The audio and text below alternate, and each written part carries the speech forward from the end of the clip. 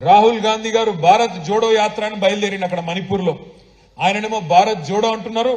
ఆయన పార్ట్నర్స్ అందరూ రాహుల్ కు చోడో అని చెప్పి వెళ్ళిపోయి వాళ్ళందరూ ఎవరి దుకాణం వాళ్ళు పెట్టుకుంటా ఉన్నారు.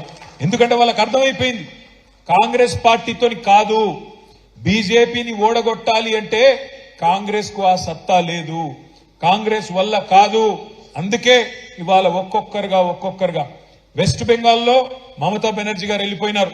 నేను రాహుల్ గాంధీతోని కాంగ్రెస్ పార్టీతోని పని చేయలేను, నా పోటీ నేనే చేసుకుంటా అని మమతా బెనర్జీ గారు వెళ్ళిపోయినారు. అరవింద్ కేజ్రీవాల్ గారు ఢిల్లీలో పంజాబ్ లో మా వల్ల కాదు ఈ కాంగ్రెస్ పార్టీ యొక్క అహంకారాన్ని భరించడం, మేము కూడా వెళ్ళిపోతున్నామని చెప్పి వాళ్ళు కూడా వెళ్ళిపోయినారు. తర్వాత ఇప్పుడే చూస్తా ఉంటే ఇక్కడికి వచ్చేటప్పుడు బీహార్ లో నితీష్ కుమార్ గారు మా వల్ల కాదు కాంగ్రెస్ పార్టీని భరించడం, నేను కూడా వెళ్ళిపోతున్నా, బీజేపీని కొట్టాలంటే మళ్ళా వీళ్ళతోనైతే కాదు అని చెప్పి ఆయన కూడా వెళ్ళిపోతా ఉన్నాడు. కేరళలో సిపిఎం పార్టీ నిన్న మొన్నటి దాకా వాళ్ళు కూడా మేము కాంగ్రెస్ తో కలిసి పనిచేస్తామన్నారు.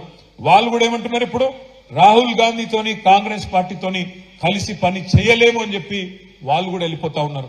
అందుకే ఇవాళ మనం ఈ దేశంలో ఈ రాష్ట్రంలో ఉండే ప్రజలందరికీ మనం చెప్పాల్సింది ఒకటే, బీజేపీని ఆపాలంటే, మోడీని ఎదుర్కోవాలంటే కాంగ్రెస్ పార్టీతోని రాహుల్ గాంధీతోని కాదు.